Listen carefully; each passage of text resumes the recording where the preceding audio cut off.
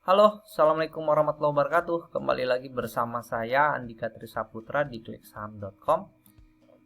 Pada video kali ini kita akan membahas request dari teman-teman karyawan profesional yang sibuk bekerja tapi ingin trading saham. Seperti apa ya? Soalnya saya kalau scalping atau trading harian saya loss melulu. Saya nggak bisa mantau market setiap hari. Saya beli, kemudian saya ada kerjaan, pas ditinggal ternyata minus. Nah, mudah-mudahan di video ini bisa membantu teman-teman. Di video ini kita akan membahas strategi cuan santai untuk mereka teman-teman yang sibuk. Oke, mari kita mulai ya. Oke, sekarang kita lihat chart di TradingView. Ini kita kembali pada bulan Juni ya, bulan Juni. Pada saat itu Juni 2021 ya, lagi hot-hotnya market itu tentang kenaikan harga batubara. Batubara ada Adaro, ada PTBA, kemudian ada BSSR, ada BOS. Nah, saya waktu itu mengamati saham ini, saham BSSR, Bara Multi Sukses Sarana. Oke, kita balik ke Juni ya. Terus kita lihat saham ini. Nih, BSSR. Di antara sekian banyak emiten batubara pada waktu itu ya, saya melihat BSSR. BSSR secara kepemilikan saham yang dimiliki masyarakat tuh minim sekali, sehingga bid offernya tipis. Bid offernya itu tipis banget. Kemudian secara performa perusahaan ini membukukan laba bersih pada waktu itu sekitar 100-an ya. Ini 135,44 juta US dollar. Kemudian debt equity rasionya juga kecil banget, 58,13%. Nah, ini untuk dividen juga rutin ya, rutin membagikan dividen. Dari 220, 151, kemudian 57, 222, kemudian dalam US dollar 0,02. Nah, cuma waktu itu saya ragu untuk masuk ke saham ini karena bid offernya tipis. Nah, bid offer tipis itu karena saham ini kering. Kering itu saham yang beredar di masyarakat ini cuma 8,27%. Jadi kepemilikannya dimiliki oleh perusahaan dan juga korporat ya. Nah, tapi yang menarik adalah dari saham ini adalah saham ini meninggalkan gap down. Nah, ini gap down ya buat teman-teman. Nah, inilah gap down. Kalau ini gap up. Dari sini gap up, kemudian gap up, dari sini ada gap down terbuka, gap down terbuka, gap down terbuka, gap down terbuka. Mengapa terjadi gap up dan gap down? Yang pertama, gap up itu terjadi ketika tekanan beli itu lebih besar daripada tekanan jual, sehingga harganya lompat. Nah, harganya lompat. Begitupun dengan saham, ketika tekanan jual itu lebih tinggi, maka akan terjadi anomali harga, anomali behavior ya. Jadi orang panik. Nah, ini panik gitu. Sedemikian sehingga meninggalkan gap yang terbuka di bagian atas. Dia gap down, kemudian setelah dia turun ada gap terbuka. Nah, strategi ini cocok buat teman-teman yang sibuk. Artinya kita memanfaatkan gap-gap yang terbuka ini, gap investing namanya. Nah, setelah waktu itu ini beberapa, nanti kita lihat beberapa exercise dari kami mengamati emiten-emiten dengan gap-gap terbuka ini, apakah gap ini akan tertutup kembali. Jadi pada prinsipnya saham itu bergerak secara normal, secara organik ketika tidak ada satu perubahan pasar yang begitu besar. Saham itu ya bergerak sesuai candlenya ya, candlenya permintaan penawaran itu berjalan normal.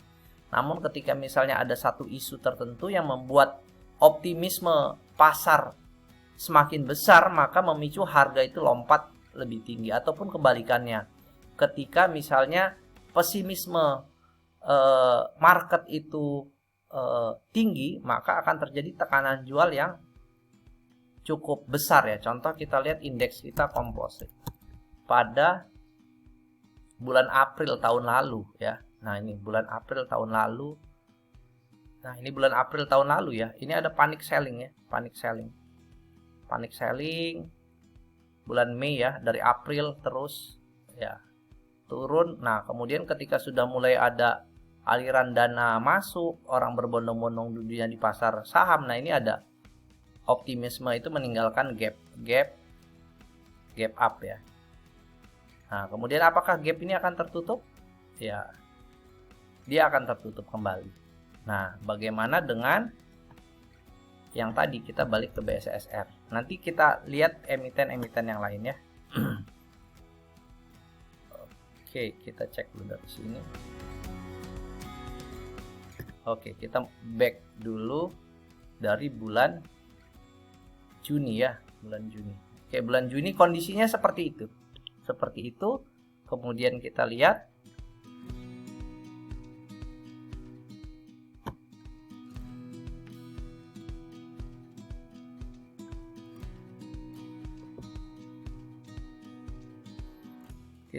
saham ini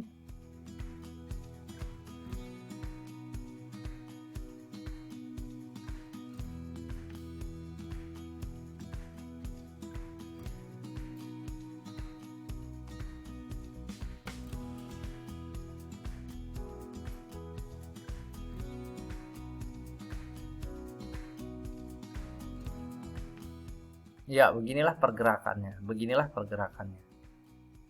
Ya, beginilah pergerakan dari saham BSSR ya. Pada saat bulan Juni kita lihat ada gap. Nah, inilah sebenarnya kesempatan buat teman-teman mengumpulkan barang. Memang sih bid overnya kecil ya, bidnya tipis banget. Nah, disinilah fase akumulasi. Jadi ini adalah salah satu emiten dalam riset kami bahwa gap ini pasti akan tertutup. Tapi kapan tertutupnya memang harus sabar. Dari bulan Juni tanggal 1 sampai tanggal September ya, akhir Agustus ya, fase akumulasinya Juni, Juli, Agustus, 3 bulan fase akumulasi, kemudian fase markup ya. Markup swing high, swing low, kemudian di sini tertutup. Artinya sekitar 3 bulan setengah. 3 bulan setengah gap ini tertutup dari harga 1.590 sampai 2.200, berarti sekitar 700 dibagi sekitar 45%. Nah, ini 45% rewardnya. Sedangkan ini sudah di bagian support ya, tidak pernah turun lagi. Artinya dengan risk ratio yang lumayan, teman-teman yang sibuk, yang nggak bisa mantau market setiap hari, nah inilah nabung, investing. Memang dia nggak bisa diharapkan naik 5, 10, atau 1-2% dalam sehari. Kadang dia ada fluktuasi juga ya. Plus 3, minus 3, plus 5, minus 4. Nah, teman-teman di sini harus sabar. 3 bulan masa akumulasinya dan dia bisa naik di sini 45%, koreksi, kemudian dia naik terus dan naik terus sampai hari ini di harga berapa tuh? Di harga 4.430. Di harga 1.600, berarti udah sekitar 3 kali lipat ya, 200%, 200 ya, kurang lebih sudah 200% atau multi bagger kalau istilahnya. Nah, kira-kira model saham-saham dengan gap down seperti ini teman-teman bisa manfaatkan. Oke, contoh apalagi yang pernah kami amati ya selain BSSR.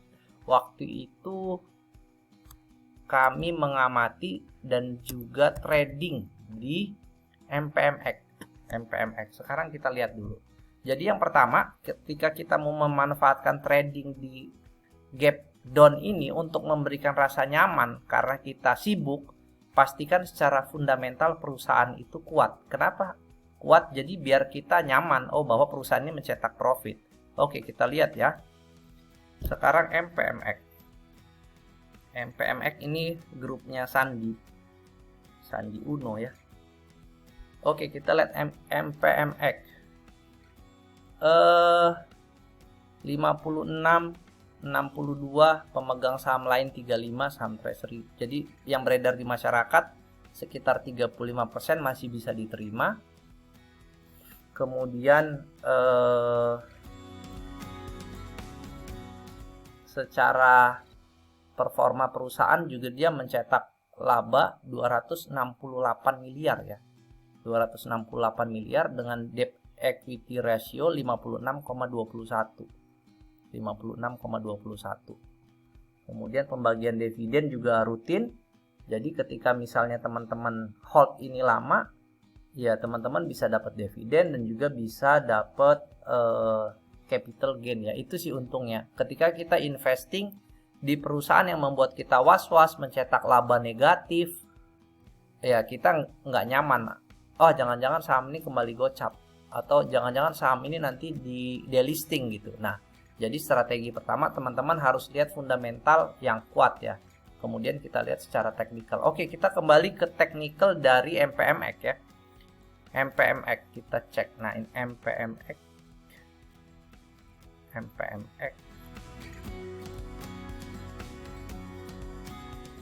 Ya, MPMX.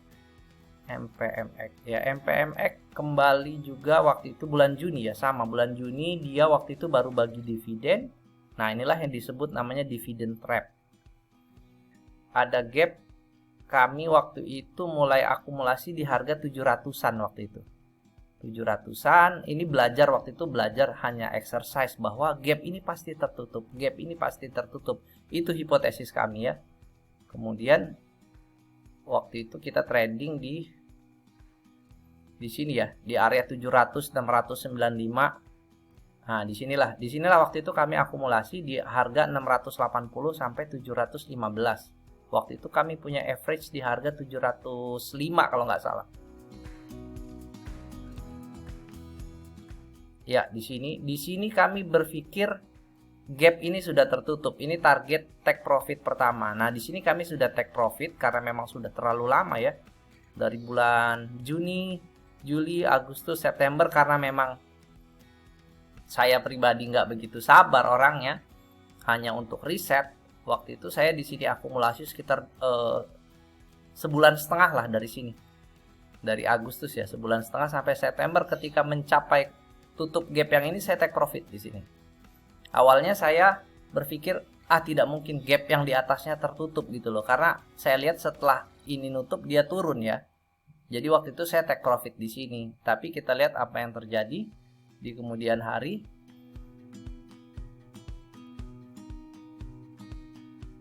Ya, nah ini MPMX. Nah, ini MPMX setelah dia closing yang ini memang dia ada koreksi. Kembali ke level 700-an ya. Tapi ternyata dia tutup di bulan November.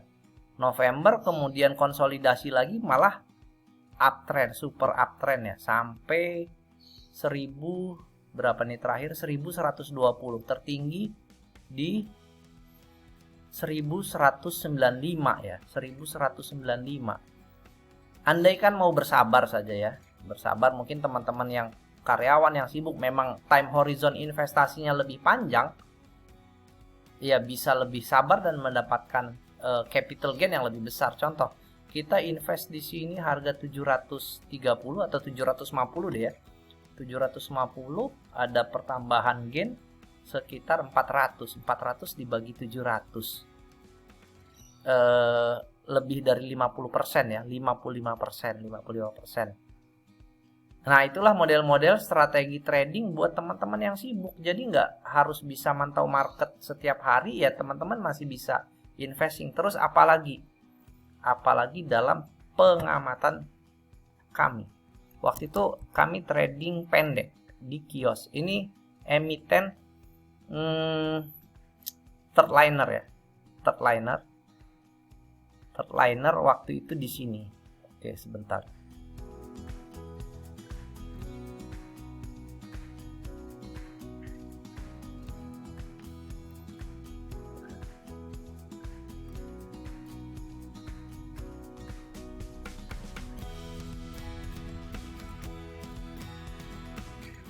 Ya, waktu itu di sini. Sekalipun ini third liner, tapi waktu itu kami mencoba exercise ya. Exercise di sini. Nah, di sini ada gap down. Di sini ada gap down ya, gap down di sini. Waktu itu kami beli di area sini, di area 950 sampai 1040, 1050, dan kami hold. Kami mau riset bahwa gap di atas ini pasti tertutup, ya. Alhamdulillah nggak lama sih ini, time horizonnya lebih pendek, cuma sekitar seminggu waktu itu kalau nggak salah. Saya holdnya sekitar seminggu satu. Dari sini saya sudah mulai mengamati 1100, kemudian sini saya beli lagi di 1050, kemudian di 1020 saya beli lagi, sehingga average saya sekitar 1050 kalau nggak salah. Kemudian dia naik, ini saya belum take profit, saya hold, kemudian saya take profit persis di sini di 1320. Oke. Terus apalagi ini JAST. Yang saya duga ini lama banget saya nyangkut nih, ceritanya saya nyangkut di 200 waktu uptrend ya. Waktu uptrend dari sini saya beli nih di 212. Nah, 210 di sini. 210, kemudian saya average down dapat sekitar di average down karena dia turun, saya dapat average di sini nih 176. Waktu itu saya hold ya, saya hold di sini deh, posisinya 176 ini di sini. Di sini saya sudah average down di sini 176 karena harga saya 212. Ketika dia nyampe di sini cuma 206, nggak bisa kejual, dia turun lagi, jadi saya average down di sini nih. Harga saya dapat 177. Waktu itu saya beli di sini 206 dengan harapan dia akan menutup gap yang ini. Ada gap di 267 dan ada gap di 288. Waktu itu saya beli di sini 212. Oh, ini masih uptrend nih, akan menutup ini. Ternyata dibawa nyelam dulu, nyangkut di sini di 177 ya. Akhirnya saya memutuskan untuk tidak cut loss. Udahlah, biarin aja deh. Udah males cut loss terus kan. Akhirnya saya hold, dan dari bulan September, Oktober, November, Desember ya, ternyata gap itu benar-benar tertutup. Di sini 176, waktu itu saya sudah take profit di 195 karena udah lama banget nyangkut ya, 175. Dan apa yang terjadi? 1 hari kemudian, 2 hari kemudian, benar-benar gap itu tertutup di 267, tertutup di 288, tertutup. Wah, kata saya ini luar biasa sekali ya. Salah satu strategi gap investing ini cocok banget buat kita yang nggak bisa mantau market, dan juga ya sudah beli kemudian tinggal tidur aja deh, nanti kita take profitnya di sana gitu. Oke, itu emiten yang sudah berlalu. Sekarang apa nih emiten yang punya gap down terus bisa kita manfaatkan buat investing? Oke, saya ada 3 emiten yang dalam pengamatan saya mengakibatkan ada gap terbuka ya. Yang pertama ISAT. Oke, ISAT sekarang kita bahas dulu secara fundamental ya.